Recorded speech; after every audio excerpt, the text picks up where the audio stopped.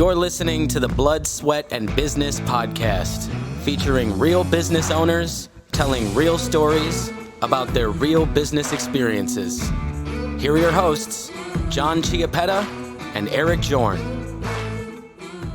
All right, welcome to Blood, Sweat, and Business. Today on the podcast, we have Heidi Carey from Heidi Carey. Welcome. Thanks for coming on the show today. Welcome. Well, thank you both for having me. Our pleasure. Our pleasure. So you're an interesting fit into our new reality. Is we're working with small businesses all over the country, hence why we're doing this podcast via Zoom.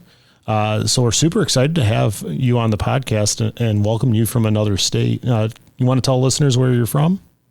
I am based in San Francisco. I am a New Yorker that got married and moved out 31 years, coast to coast, but been here 31 years and loving it. Haven't gone back.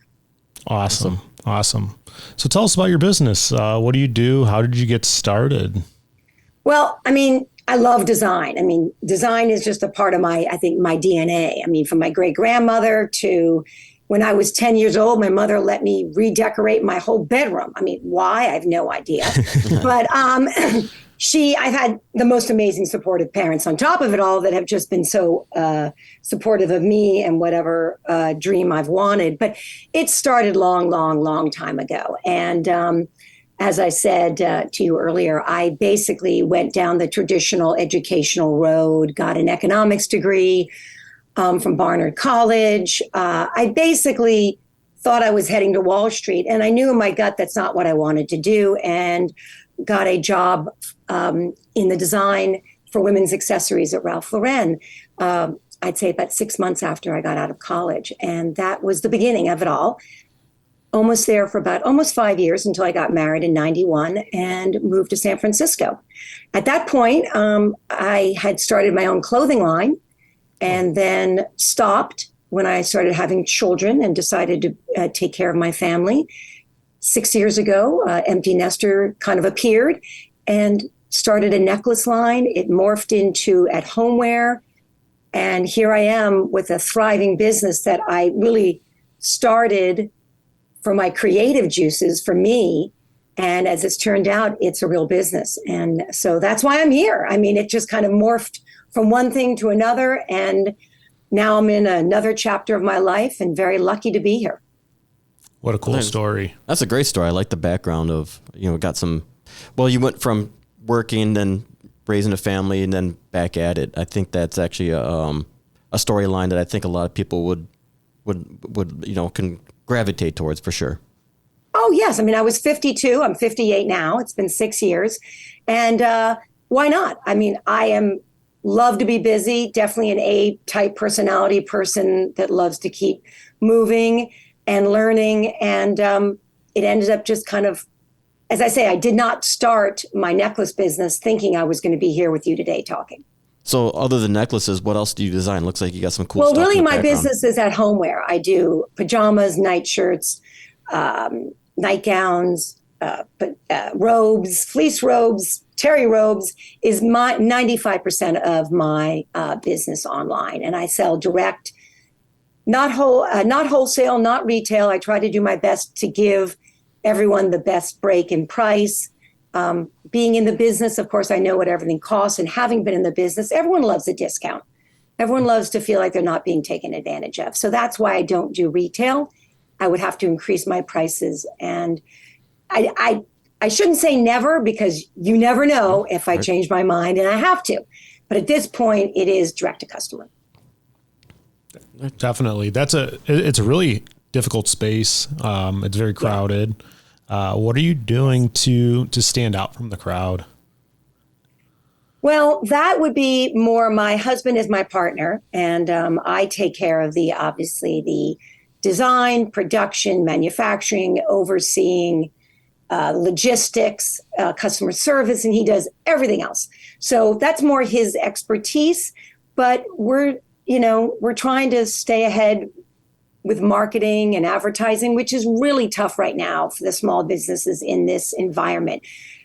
We were really lucky when COVID started, March of 2020. My husband looked at me and goes, at that point, I'll backtrack, excuse me.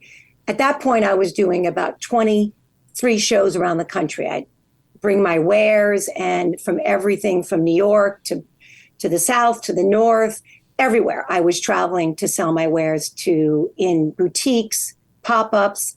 And he said, you know what? We obviously can't travel anymore. This has been our revenue stream. We're going online. And we did have a website. We had already created that. That infrastructure already existed.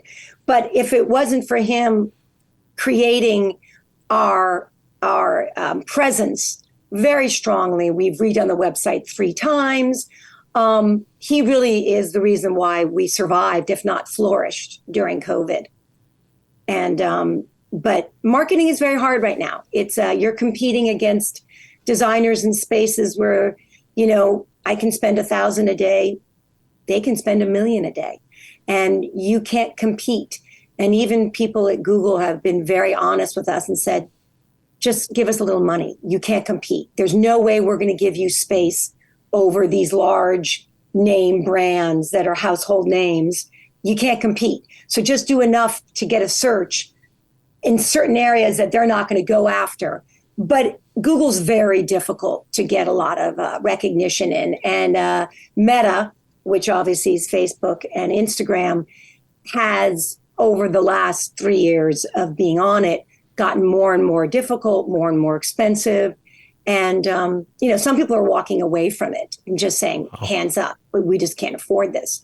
So it's an interesting environment, one that's ebbs and flows and changes. It seems monthly. You got to just change your game and keep up with it. 1 minute it's video posts. 1 minute you have to do still posts. 1 minute you have to do this. The next minute TikTok's out. Next minute this is in. And it's exhausting. Thank God I don't have to deal with this. All right. Absolutely. I oversee our sales and marketing function for our firm. And we see a very similar competitive space in the on our payroll side. We got the big players in ADP, Paychex, Paylocity, Paycor, and they dominate so much of that SEO space that to get on the front pages is actually extraordinarily expensive. Yes. And the number one challenge we have to overcome is, hey, we provide a comparable option, but we provide that customer service advantage because we're a local firm. Personal touch. Exactly. But to educate searchers is extraordinarily expensive. So we've kind of let the payroll side just grow organically based on the businesses that we are working with on the accounting and tax side. Of our firm, but it's a similar challenge. It was very interesting to get some feedback on what other businesses that are dealing with significant competition are doing, and sounds like just being flexible, right? Whatever. We're trying every year. We try new venues, new people that have the collaborations. We've tried lots of venues, and some of them have failed epically, and some of them have been okay. But it's hard. It's hard to compete against a revenue where your ROAS can be so much stronger, and you don't know really when you put out another feeler in a different direction of marketing. Print ads don't work. When we were growing up, print ads, magazines were how you did it.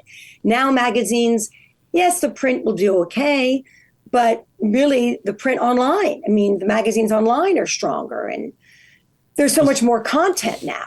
Right. And if I'm not, out there with being organically made backwards from a country you've never heard from, then I'm not interesting. I have to be so different to stand out when I'm trying to offer classic, comfortable, well-priced, beautiful items you can have for decades and hand them down to someone that I'm not a novelty, I'm not a novel act, and I'm a classic, good quality, and that's harder to market when people want flash and new and different, and it's hard.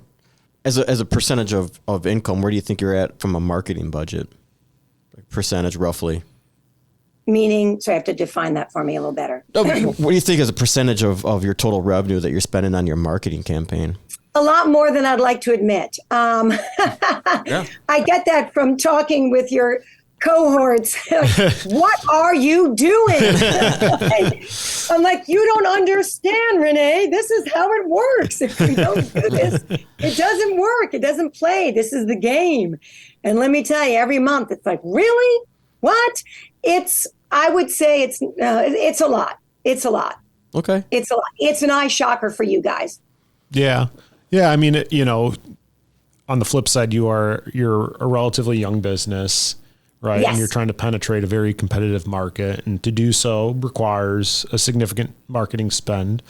That's a long-term strategy, right? You're sacrificing some of your net margins to acquire new customers, but now they become lifetime buyers. Well, we're hoping it's the return, right? It's the return customer that really helps you in the end. And we're about 35, almost 40% return customer, which is not bad. I mean, obviously we're not the 99% Amazon. Yep. That might be everyone's goal, which I don't know if we're going to ever, hopefully, we can get, that is one of the goals that we do have, is to try to do that.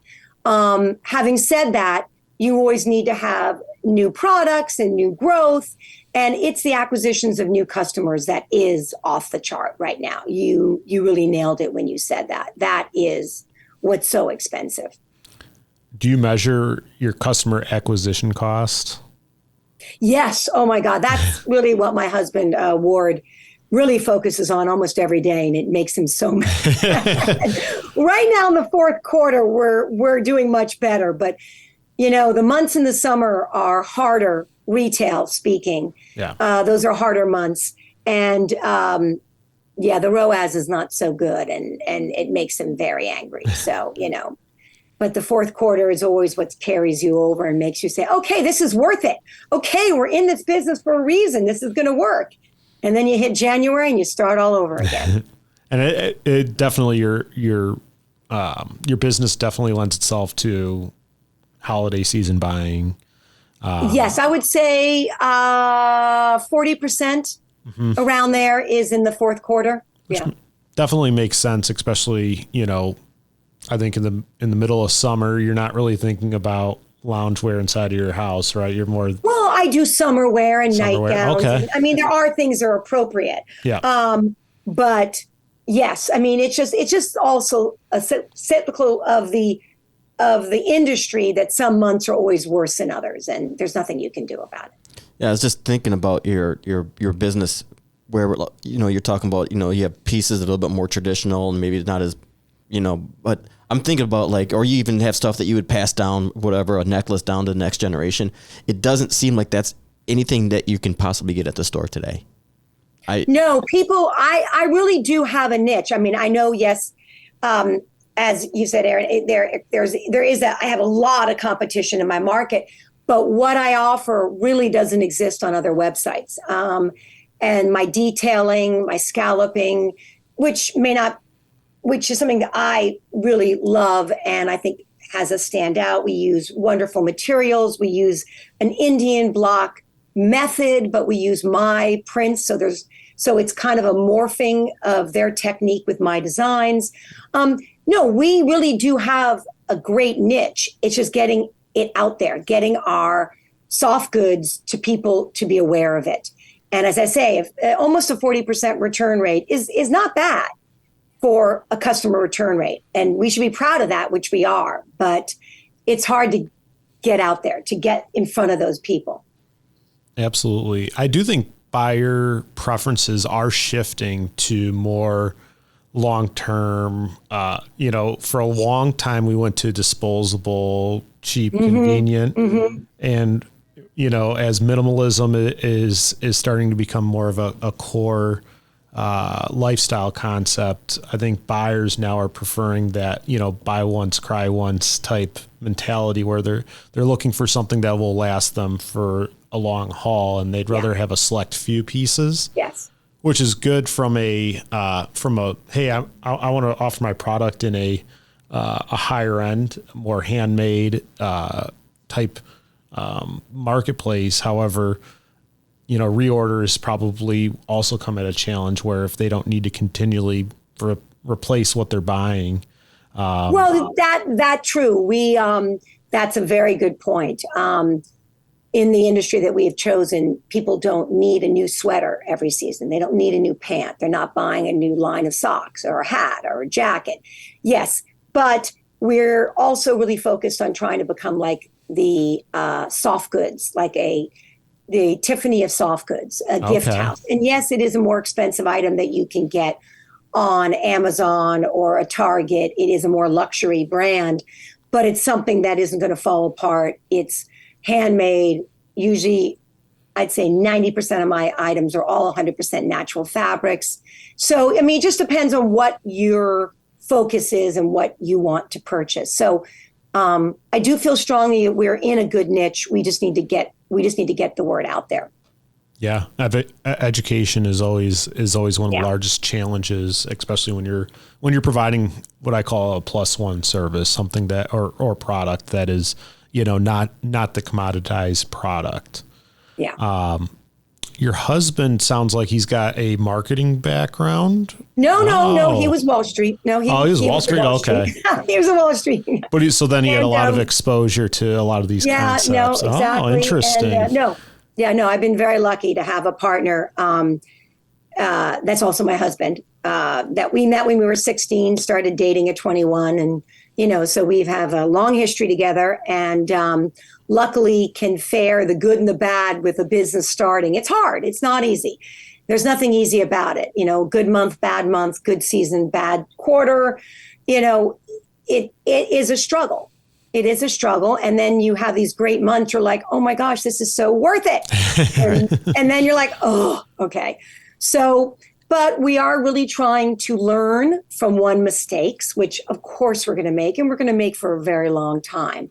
And all we can do is try to learn from the mistakes and make changes. We've gone to a logistics company for the first time this year, and that's working.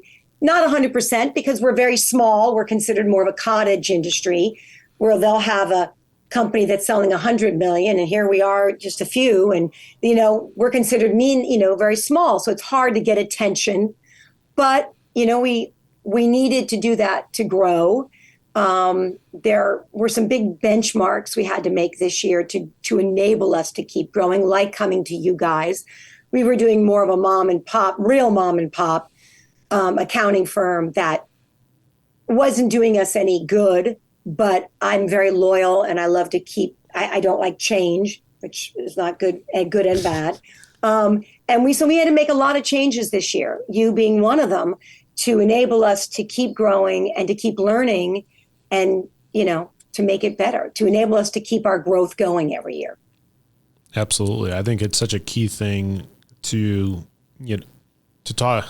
I don't like to talk about us too much on this podcast, but part of the reason we're here today is to provide business owners with opportunity to learn from each other. Because we are the experts, right? But we don't always share the same challenges, but we work with so many businesses that do share those same challenges. Mm-hmm. And if your story might help the next business owner and we can be the proxy to share that, I think that's powerful. I think the small business community needs more sharing, less worrying about competing with each other and competing against the larger forces out there. Yeah. That's really cool. So as you're going through those ebbs and flows as a business owner, what do you do to keep yourself sane during the stressful periods where things maybe get a little tight, a little frustrating, and keep yourself even when the highs are really high, and knowing that, hey, I got to be careful with this because I know there's the dry season coming up. Yeah.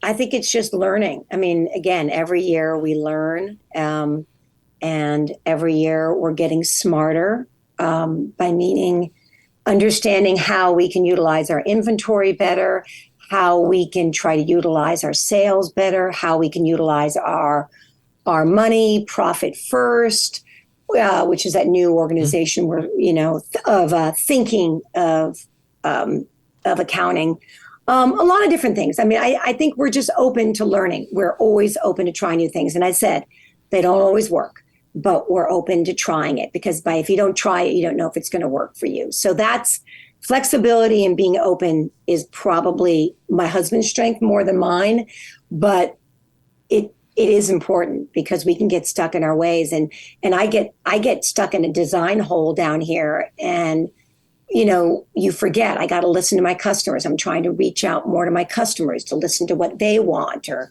and again, maybe the only ones that reach out are the ones that love you or the ones that don't like you. You know what I mean? So you're getting, it's like going to a Yelp review. Mm-hmm. You only get the ones that love it and hate it, so it's really hard to get the average person's opinion, because they usually have to be driven by one extreme or the other to reach out. But I am trying to do forums. I'm trying to get new venues of communication going with my customers, which we're going to start this spring, to try to help build better product that they want, to try to keep that return customer happy. So that's one thing we're trying to do that's new. I'm open if you have any ideas. I do. Oh, go ahead. No, I was actually going to shift to pivot a little bit, but if you have a question along those lines. So one thing I see a lot of is the Facebook communities are actually a pretty interesting resource.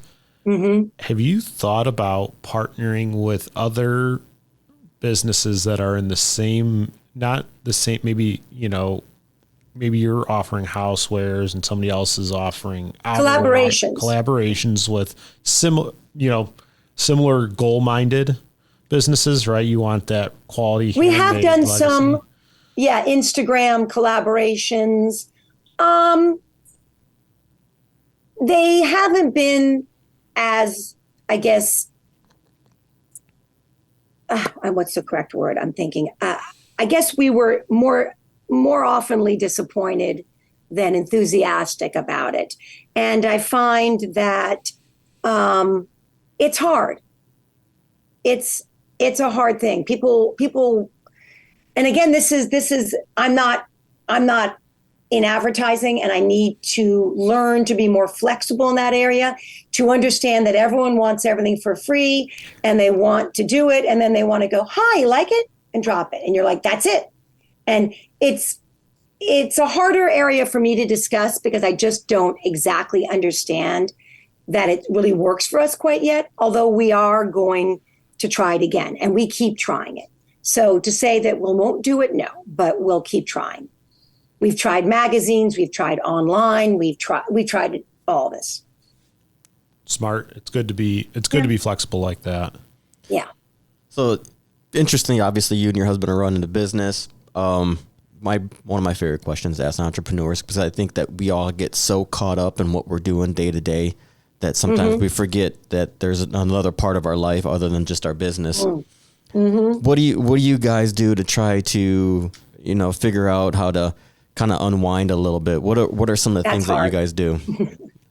Well, there's some months we don't do it, because like right now we're in the fourth quarter, and it's just dealing with the customer service to production to get it's overwhelmed. I think the fourth quarter is a hard thing, but we try not to talk about it after dinner. When things are crazy, of course, I'll pull my computer out, and he's like, do not open that laptop. And I'm like, okay, can I just look? Or just respond, or someone wants to change a side. We have wonderful support working with us, about 8 women around the world helping us, and they're amazing. But when push comes to shove in the fourth quarter, it's all hands on deck. I mean, I'm answering customer service now on top of everyone else. So, it's a hard time to say that. But my husband is an endurance runner, and he's very fit, very active, and has an easier venue to release stress. We love to travel with our business, and we visit every factory. We visit India every year. We visit every factory we work with to check them out, to visit them.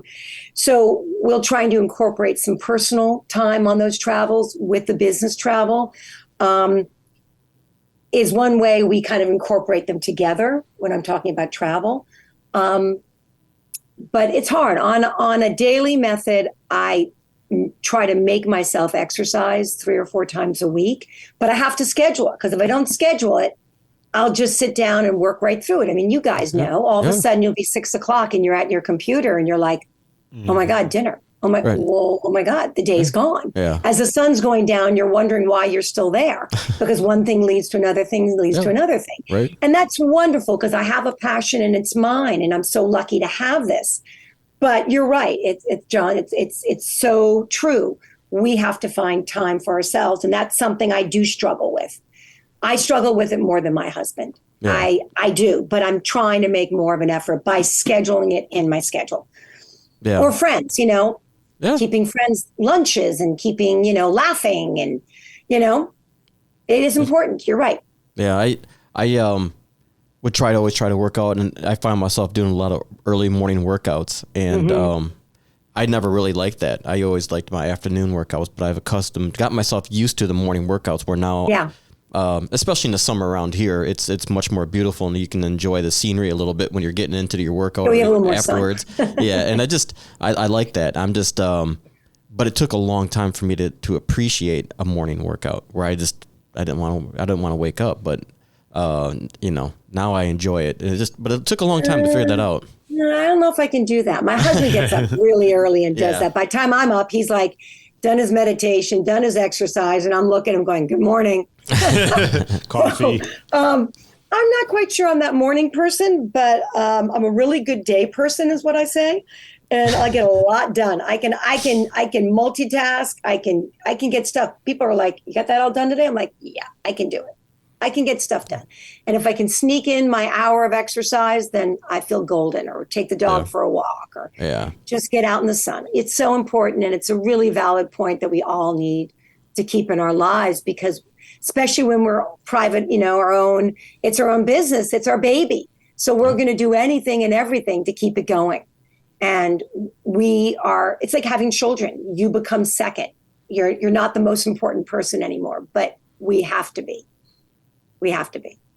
Yeah. Yeah. You can't work. I mean, that's something I stress to my staff all the time. If they're not feeling well, I say, hey, health first, right? You can't work if you're not healthy. Take care of yourself. If anybody's struggling with stress or anything like that, I say, hey, take care of yourself, right? I'll support you in any way that you need it. You tell me what you need to change, and we'll find a way to support it, because your health is so important to make sure that you're doing a good job at work. And really we're second to that, right? You can't do a good job if you're not healthy. And I made a similar change where I've really gotten disciplined in the morning. Very efficient. I haven't been through tax season yet with that, so that'll be the real test. We'll see how that goes in the spring, huh? Yeah. The pressure when you wake up in the morning and know all the work that needs to get done and the tight deadline. It's very easy to say I'm going to open the laptop instead of going to the gym, but we'll see. I mean, it's ingrained right now into my lifestyle. And I think you just got a few new employees from that attitude. People will love working for you. I sure hope so. We'll have to make sure we share this. That sounds like but and that is such an important thing, right? Is putting the team first, because if without them you can't run a business, right? You can't do it all yourself. Oh no! Oh God, no! And delegating, and exactly. No, I'm getting better, but it's hard. Right. But you're right. Yeah, it's so true. So your team consists of multiple people around the U.S., or you have international? No, all over the world. Over the world. Our IT and customer service is out of Argentina. Our Pinterest is in Milan. Our videographer is in Bogota, Colombia. Olga, our artist, is outside Oslo. And I said Maria, Barbie, that was it. Raza is in, not Ukraine. Where is she? I'm sorry. I apologize. I don't know where Raza is. But no, we have a lot of European. Then you guys are obviously U.S. But these are people that we had found, or my husband had found, putting together everyone from Upworks. We found a lot of our employees in Upworks. And I would say most of them in with us 3-4 years. We actually saw our videographer in New York. We did some video. We were in New York last week for some shows. And she was there, and we did a bunch of shooting in New York, and it was so great. I haven't seen her since we were in Milan for a trade show, and she was there for the fashion shows filming, and we got to see her again. So that was like 5 years ago. So it's amazing. You know, you can really have a lot of support. I do have local support in the office, but that's a wonderful woman, Debbie, that's been helping me out. Actually, another mother that wanted to get back and help and work. And, you know, we got to love that. Right. Absolutely. Yeah, so That's interesting. Like how you say you haven't seen anybody. How do you guys kind of do you communicate with them each day? Do you have scheduled meetings? We do a lot on Slack. I mean, we use Slack as our communication format, and Slack is the communication for everybody. Even our marketing guys are based in Canada and Minnesota. So I would say that Slack is how we communicate, and Google Meet. I mean, I'll talk in person once a week. Ward will talk with them more because he runs all that, more the marketing and the website and the updates. That's more him. So he does a lot of Google Meet with them. But it is funny when you see someone every week like this. I see you next week, and I'll be like, hey. It's like I am seeing you, even though we're not physically the same space. Yeah. Having the one-on-one physical video really does make a difference, creating relationships that are actually deeper than just on a conference call. Right, and you have a lot of people in different time zones. Does that offer? Yes. I was wondering if that offers any challenges to trying to get some meetings going. Yes, but Ward's worked it out. Yeah, it's all good. It's all good. It's all good. Well, that allows you to do those. Everyone. Allows you to do those afternoon workouts, right? I try to do midday. Yeah, there you go. Midday. I try to get up, deal with the office, go exercise, and eat. Food is very important to me. So don't mess with my meals. So I work everything around a meal. We take food pretty seriously around here. Oh, yeah. I get hungry. I get hangry really often. I get hangry. And I have a slight build. So you can imagine my metabolism is working on high. And people are like, you put that down? I'm like, yeah, put it down. I'm hungry. Don't get in the middle of me and my food. And all my best friends, everyone knows I eat at noon. I can eat at 11:30 if you ask me, but I don't eat late.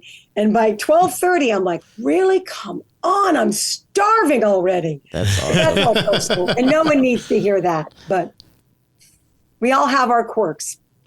Absolutely. So you're working with a lot of an international team, and something that came new to us with our merger, one of our partners lived and grew up in India, and has actually built a practice out in India, and we're support Ludhiana. I probably butchered it. It's so hard to enunciate right, because especially with all the different dialects. So that was one thing that was very interesting to learn about India as a country is, if you did a full circle around there, I mean, it's not just dialects, but it's languages are completely different throughout. And religions, from the Sikhs in the north to the, my husband's last business was his three partners were Indian. Okay. And he was the non-Indian out of the four of them. And he had learned, that's why we actually started traveling. He'd learned such respect. So when we traveled there, we were just traveling personally. And there was a trade show in Delhi for the fashion trade show. And I said, let's go. And I met our manufacturer out of a fluke, ordered 75 pieces of a robe if he could scallop it. Took him a year to get the scalloping down. But now here we are with this business that's flourished from a man I met just by a fluke in Delhi at a trade show. So things happen for a reason. And my husband's partner with these Indian gave him such a love for the country. And so we started to go. Yeah, absolutely. Actually, two of our partners just got back from there, visiting with the team, helping train the team for the upcoming tax season. We do work with another provider out of Hyderabad. Yeah, that's up north. Yep, and that's where the Sikhs are. I believe that's up north. Yes, and just understanding all these different cultures and languages. It's a challenge on one end, right? Because, you know, even a I guess I would say a task that you would assign somebody has to be relayed a little differently, but then it's also so fascinating to learn about somebody else's world too. So it adds so much interest and intrigue into just our everyday life now. Yeah. And you can learn so much from different countries and what they focus on and what is important to them, and adapt it into your business and realize that, you know, I think I've calmed down as my business has grown to realize that I cannot control. Like in the beginning, I would take so much of everything personal, and I would personalize customer service. I would personalize mistakes. I would personalize everything to the fact that I wouldn't sleep, or I would let it affect me, which, as you say, only hurts you. But that comes with maturity of having the business for a few years, to understand that you have to learn from those and grow from those issues, than just get angry, which is human nature, which is what I would definitely had done in the beginning when I started my business to where I am now. And that's definitely something I think people don't understand, is that you're going to grow as a person too, as your business grows, and you're going to change with what you think is important or what you need to focus on. Absolutely. And something that you said there about not taking it all personally, because it is your business. It's kind of a separate entity. And if you're not, you have to look at it, you know, when they say business is business, it's kind of true, right? If you let the person. No, it's definitely true. But it's hard in the beginning when you do take it personally. It's and always then you have to hard. learn to separate it, because you can't live life like that. You can't sleep at night. Well, the customer service side, I think for me, was always the real tough side. You know, when I first started out, and you had a client that said, you know, or they chose another accountant over you, you'd be, you know, heads on the pillow. Okay, why? Why did they choose this person? What did I not bring to the table? Or, you know, what was the reasoning? And, you know, because you always don't get all the, you know, the reasoning out of the, you know, the prospective client. They might just say, well, this is what I chose. They're not going to give you the reasons why. So you might. And he's sitting in your head. But, you know, I think that was like the hardest thing, was just the whole customer service side. Because, you know, I was confident with my product. I was good with what I was able to do for a client. I knew I was going to be able to compete with other accountants in the area. But at the same time, you know, you kind of just hung on it for a long time. Oh, God, yeah. It's just like the whole thing, the adage is that not everyone can be your best friend. The people are different. Some people are going to get along with you. Some people aren't, just by nature. Yeah. So you're right. I mean, that I think that's happened to you. It's happened to me. It probably happens to everyone as they have to get to be more centered or understand that it is a business. And now that's probably the growth that I did have when I started it off as a creative outlet for me, that now it is a business. So I need to separate them. And I'm getting better. I do fail. I do fail. Maybe monthly. I don't want to say weekly, but maybe monthly. I fail and take something internal, and then I just stop and realize. But it's human nature. Yeah, you got to look at it as an opportunity to get a little bit better. Exactly. In that experience. Exactly. I heard Profit First came up as as something that you're doing. And we had Ron Saharian from Profit First on the podcast. A few podcasts ago, I think. Yeah, a few podcasts ago or so. Eventually we'll bring Mike on the show too. He's a very interesting guy, and I'm sure he'd be great to share with everybody. It was a tough sell for us at first. We're accountants, right? Numbers come to us generally come to us naturally. But when I stopped and I really thought about a small business owner and budgeting, how complicated it can get, you know, and I said, wow, this concept is just, you know, hey, take stance where you're at and just find micro improvements that you can make, but continue to measure it little by little. Yeah. And it just, it's something, it works. How we haven't incorporated it yet. It's something that we have been circling, and we've talked about it. We haven't incorporated it, but we have things set up to start to when we want to, because we're struggling new business. Obviously, everything gets put back in the business, and the profit. You know, if people are like, "Well, my God, you're doing so well," I'm like, "Well, profit's not there yet, but we're working on it." So it's something that we need to focus on. Is going to be personally our focus for 2023 is going to be to get profit up. And if that hurts sales, it hurts sales. But we can't be in business if we're not having a profit. And that's probably our next growth area for us. And incorporating that, because I know that you guys don't exactly incorporate it into your accounting, but you are aware of it. And it's something that we have to try. Again, be flexible and try it and see if it works. But yes, that's something we are thinking about for 2023, to figure if we can make our business more profitable, so that after 6-7 years we can start seeing the growth. Yes, the growth is important, but if we can't keep a profit, then at some point we have to put our hands up.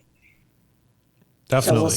And profitable businesses, we're not there yet, are good for everyone, right? It's good for your customers. It's good for you as the owner. It's good for your staff and your employees.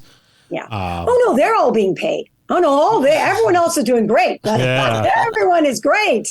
Well, business owners, when they're profitable, tend to make better decisions, right? For everybody, and including, it allows you freedom for innovation, right? If you're an extraordinarily profitable business, right, you can focus more on growth and innovation, which allows you to, bring on staff and expand roles and maybe even segregate roles a little bit better.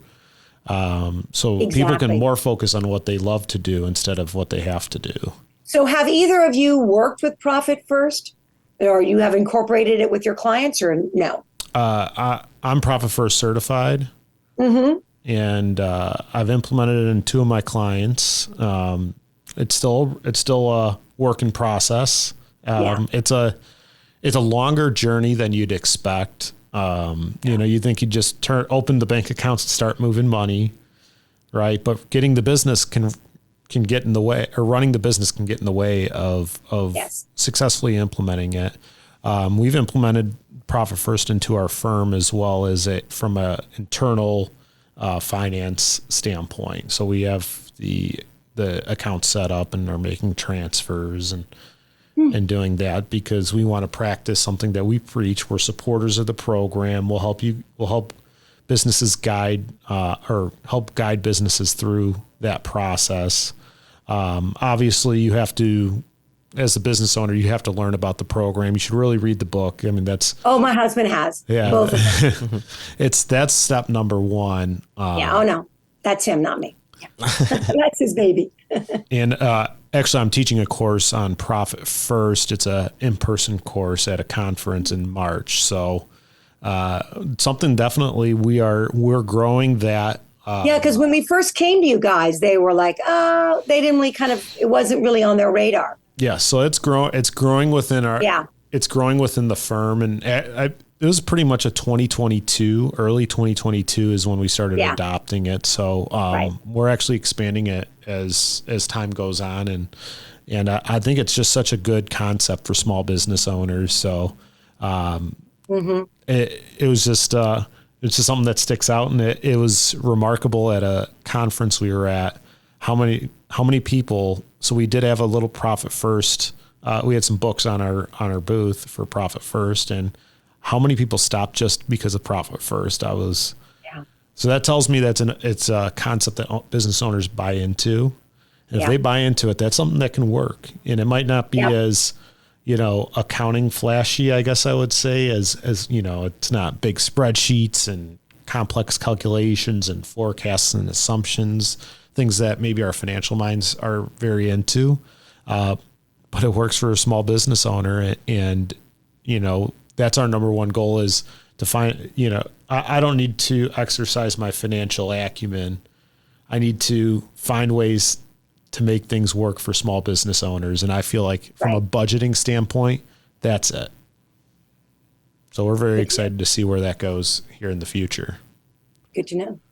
So from, you talk about as business owner, your growth and stuff like that. Have you found anything that has really helped you? I mean, like, is there a book that you read that kind of like, okay, yeah, I get this? Or is there anything that you think that you have done individually that helped you grow that maybe some other business owners might think of doing?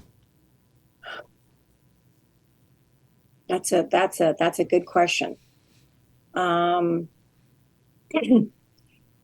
It's unfortunately more of a not being read. To me, it's more of a trial and error.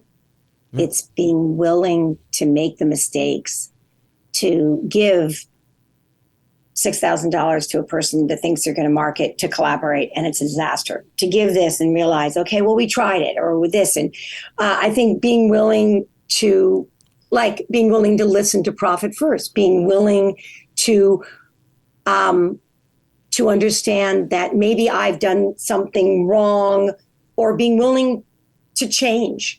And that's hard. Personally, that's hard for me. So that would probably be what I think. My husband said it to me once when we first started, because I did, as I said, John, as you mentioned, I did start off with necklaces, but 95% of my sales is now soft goods.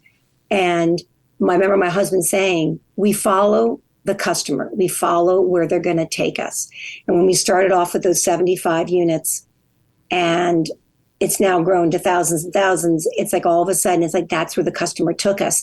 And we had to be willing to let what I started off, which is more creative for me on a daily basis, go to follow where the customer was taking me. So that would be a point that you have to listen to your customer. Yes, you can read all the books in the world, but how does it apply to your business? And I think that would be one thing I would say. Listen to your customer, which we have. And that enabled us to grow at a very acceptable rate. Yeah, I think a lot of people sometimes you're so ingrained in what you're trying to provide that you forget to hear some of that feedback. Yeah. Oh, and I'm sure I fall in that category sometimes too. Yeah. Where that's why I'm trying to do these like informational forums with customers in different cities, maybe where I travel, or I can be in New York, I can be here, and get people together to say, hey, what did you think? This is what I'm going to be bringing, get more of an informational, I guess, forum going so I can hear more and listen more, because we do get stuck in our tunnels. We're in our tunnels, we're working, we're achieving, and that's all good. But if you don't listen to your customer, you could be going here and your customer's going there. I think that's so smart. I feel like, John and I went to a conference with other accounting firms that specialize working with small business owners. Mm-hmm. And I think we both got so much value in just collaborating with the different shop or firm owners. And I mean, just hearing their lessons, what worked for them, what didn't work for them. And then thinking about how does that apply to my business, or how does that apply to our firm? How can we make something like that work? Or maybe this won't work for us. Just working through that stuff and thinking about it and being exposed to those ideas is so powerful. You can never keep yourself in that shell as a business owner and say it's my way or the highway, right? You always have to be open and flexible to these ideas. So I really liked what you had to say there. Yeah. And it's, it can be scary. You're talking about, sometimes, something could be expensive and it doesn't work. Like you said, I think there was, $6,000 for a marketing campaign that kind of flopped or something like that. And, yeah. And so that can be very scary because you're like, oh, where am I going now with this? Right. So, I mean, to kind of, get past that fear. I think a lot of business. I think it's just from doing it again and again and again and realizing, well, it's like any venture firm. They invest in 10 companies. They hope one hits. Yeah. If one hits, they're golden. So, not that I'm a venture firm, not that I'm looking at a venture firm, but I'm just saying that type of attitude where, you throw it against the wall and you hope it sticks and you hope you've gone down the right road, but we got to keep trying. Right. So, as I said, we're trying these forums. We're going to try new ideas, maybe the profit first, all these different ideas for 2023 to try to keep growing and keep expanding in a positive way. How do you organize all those ideas and concepts and measure what you're trying to? I'm married to Mr. Idea. I'm friggin' married to Mr. Idea. Oh, if I acted on every idea. No, I'm so lucky because he is I'm a very detailed person and he is grand concepts. I mean, it's wonderful because we're so yin and yang that it works out so wonderfully well. But he'll be like, oh my God. I'm like, oh no. Or, okay. Or maybe. Yeah. So, and of course, I don't know any better than he. I'm just doing my best to react to his idea. But no, he really is a very avid reader. He's a seeker of knowledge. He will, track down any concept. And like Profit First, he's read all, I think there's 2 books and the 2 different women. I mean, no, he will sit down. He's researched people. I'm telling you, he's wonderful in that respect. And that is one of his wonderful, wonderful strengths, is that he does have these great concepts and ideas, and gets frustrated that I might not have as many as him. But that's really his, Definitely sounds like a visionary. Yeah. So there's there's a few books, and I'm sure he's read them, and he probably knows them like the back of his hand. It sounds like it's Attraction, and what's the one we just read? Rocket Fuel. Rocket Fuel. They're both Gino Wickman. I think Rocket Fuel he has read. Okay. Attraction, I've seen Rocket Fuel. Attraction, I'll have to ask him. Okay. And that is the concept there is you have a visionary and an integrator. And what's interesting about that is from the start of our call today, I expected you to be the visionary and he's the integrator. No, but no, and it doesn't have to. He's always definitely be. a visionary. I mean, I'm definitely. We argue on creativeness. He's head of co-design, but I occasionally have to pull him in on that one. No, it is awesome. Yes, I do have more of the creative aspects of the job than he does, but he is as creative and visionary. And I'm much more of the detailed person, that I'm sitting down and realizing how we're going to make it work. And it's just the way we've always been, the two of us. Mm-hmm. And the yin and yang is a specific term that they actually use within that book about those two roles. And I actually think that because you had that, that's probably allowed your business to be as successful, as nimble, and as innovative as it's been, which is really cool. Yeah. Well, we hope so. And we'll keep continuing. Yes, definitely. That's awesome. Continuing. I like that. The relationship between you and your husband is pretty special. I'll be honest with you. Just listening to you talk, I can hear there's a lot of admiration in there, and you don't always get that with a husband-wife team. You know, sometimes you see it's a little. Oh bit, yeah. Don't worry. You might get us in the same Zoom. You might get us in the same Zoom, and I'm like, what? Like, that's why he's 2 floors up. So it's not always. But again, that is also a learning experience, is starting a business with your husband. And that's a whole nother conversation, which we are not going to discuss. That's a whole different podcast, I think. That's a whole different podcast, which I do might have not to get that on the think I calendar. can do on my own. Yeah, there you go. That wouldn't be fair. That wouldn't be fair. I'd like it, but it wouldn't be fair. It would be fun. Exactly. So I'm sure there's a lot of places where our listeners might be able to find you and find out a lot more about your business. Website, I think, is Website, HeidiCarey.com. Yeah. It talks about, my beginnings, my first jobs, my creativeness, all of our travels, our blogs. Oh, cool. Yes, there's a very in-depth section in the About section. interesting. Instagram, Facebook, Instagram, Pinterest, Facebook. We cover. We do not. TikTok is something. Our client is really well. Our client is 40 and up. Yeah. I mean, we're not marketing to a younger crowd. Our client is 40 and up. So TikTok is something that we've been circling and looking at. Amazon is something that we are going to start on as a different venue for maybe different items. Mm-hmm. Again, these are all things that we are looking at for 2023. I mean, we've already established Amazon. We just haven't started it yet. We've already got the connection. We've got the approval. We got everything in place. We just haven't started it yet. Etsy, we're not thinking of. It's more jewelry based, which we're not pushing as much. Mm-hmm. Again, I think all these different forms, if you don't have a retail organization or retail outlets, which I don't, because right now I don't think I can control the merchandising. And I think the boutique industry has been really hit with not a lot of boutiques left in the country. It's all big brands or box stores, and which is the way it is. I mean, I'm not complaining. It is what it is.